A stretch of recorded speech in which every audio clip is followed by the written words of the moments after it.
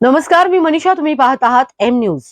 बीड जिल्ह्यात पुन्हा एकदा खोक्या भोसले हे नाव चर्चेत आलंय. वर्षभर तुरुंगात राहिल्यानंतर खोक्या भोसले हा आता बाहेर आलाय.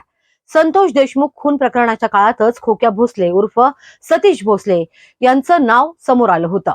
एका व्यक्तीला बॅटनं मारहाण करतानाचा त्याचा व्हिडिओ व्हायरल झाला आणि त्यानंतर एका मागोमाग एक प्रकरणं उघडकीस येऊ लागली. वन्यजीव शिकार, वनजमिनीवर अतिक्रमण आणि पैशांची उधळण करतानाचे व्हिडिओ, या सगळ्यांमुळं प्रकरण चांगलंच गाजलं होतं. राजकीय संबंध असल्याच्या चर्चेमुळं या प्रकरणात आणखी वेगळं वळण मिळालं आणि शेवटी पोलिसांनी कारवाई करत त्याला अटक केली. त्यांचं घरही पाडण्यात आलं होतं. दरम्यान शिरूर तालुक्यातील आणखी एका मारहाणीच्या प्रकरणात तो गेल्या वर्षभरापासून कारागृहात होता. आता वर्षभरानंतर तो जेल बाहेर आला आहे. मात्र बाहेर येताच पुन्हा सोशल मीडियावर त्याची ऍक्टिव्हिटी सुरू झाली आहे.